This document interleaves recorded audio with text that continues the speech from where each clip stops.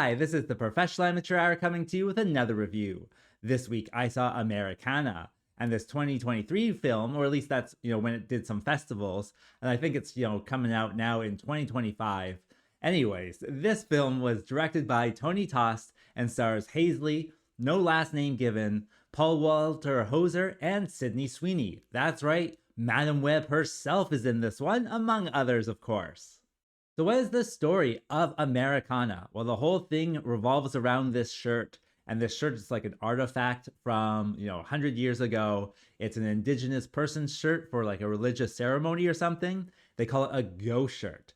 Anyways, these guys want it, so they hire someone to steal it. And then they get it stolen from them. And then someone else tries to steal it. And then this indigenous tribe gets involved and they want the shirt back. And so it's all just, people doing crime around this shirt. So what will happen? Well, for that, you gotta watch the movie and find out. All right, so let's discuss this movie. With this one, I saw the title Americana, and I, like Americana stuff, so I even have a little piece myself. I have this American flag with a tattooed Wonder Woman on it. So I don't know, I thought that was something I would be interested in. So I pressed play, of course. And with this one, it is a fun crime story with lots of crime going on. I would say even like the last 40 minutes is just one big kind of standoff and shootout and just a lot of fun overall. There is quite a few kind of kills as well, like near the beginning when they initially steal this shirt. They just go in and mass murder the house of people in order to get the shirt. And that's how American movies are, right? Life is kind of cheap in American movies, just like bullets, right? They're shooting bullets everywhere and lots of gunshots, even just like into the air. And I'll talk about that probably in a little bit too. But lots of fun stuff. I would even say the characters are fun. They're all kind of crime-oriented kind of people. And they even have like this one very interesting character, this little child. And the child says that they are the reincarnation of Sitting Bull, which is in itself kind of funny, but he teams up with an indigenous tribe and they work together to get the shirt. And I don't know, it's just a lot of fun overall with lots of different moving parts too. The way the story is kind of told is different chapters, and different chapters have different kind of perspectives.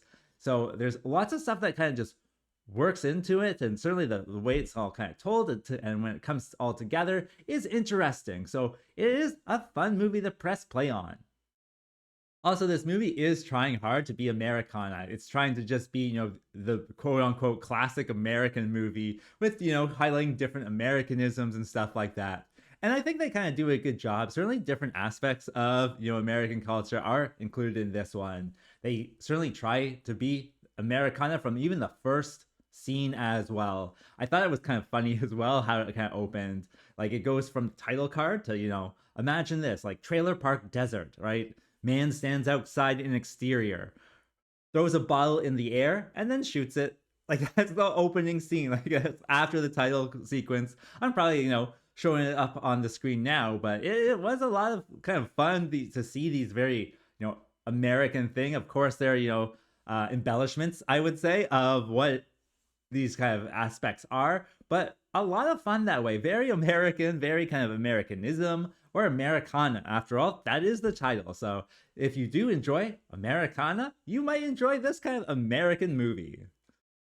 And with this movie, I did enjoy the story. Like I said, I think it's pretty well written. At least kind of the elements of it I really enjoyed. And it's fast paced enough and lots of stuff happens too. So it's all kind of really get involved. And then the acting is also good as well. Sydney Sweeney is in this one. And of course, I couldn't get through all of Madam Web, but I got through this one certainly just fine. She has a character who stutters, and I think she does a pretty good job with that. Also, with the guy Paul Hauser, I think he does a good job. He plays like this slow character. Most people do a good job. Even the kid actor, I would say, does a good enough job. He does look a little bit confused sometimes, but it is what it is. And what's else? Oh, Hazley is in this one. I think Hazley's a singer. I just remember that she has that one video of, it's like a music video, of course, and she's like having a cowboy orgy or something. I know, I just like the song. I'll say that. And does she do a good job? I think she does a good job. I'll say that too. Her character's more kind of manic, and I certainly believe, you know, her manic behavior. So that is good. So the acting is pretty good, which is good because it certainly helps and complements the story. I think this brings me to what doesn't work with this film. Well, it does kind of have like a slower start. Like this one is told in chapters, and chapter 2 is kind of boring. Chapter 1 is also just kind of, you know, what it is until the end, and it kind of, you know, ramps up the entertainment. But for the most part, it does take a little bit of time to get into it, maybe 30 minutes, and then everything kind of really gets going. And that, you know, if you're looking to get, you know, instantly hooked by a movie, that's not going to happen in this one. With this one, it also has like just kind of generic music sometimes. I thought the music was just very average. And it does have like this kind of unknown time kind of feel to it. Because in chapters 1 and 2, they see characters watching TV, but it's like the old kind of black and white TV where it's like the big box with the, you know, small tubular screen. But then later on, they just have like flat screen TVs, and they also have like iPhones and stuff like that. So it's kind of ambiguous what time it is. I guess they're going for kind of like a classic feel, but ultimately it just kind of confuses people, I would think. And that's not what you want, right? I understand you want that, you know, timeless feel, that classic feel, but at the same time, you know, give me something definitive at some point, right? And that certainly goes into it to, you know, make the audience feel certainly maybe not as impressed as they possibly could. And also, I'm just going to come out and say it. This movie tries too hard.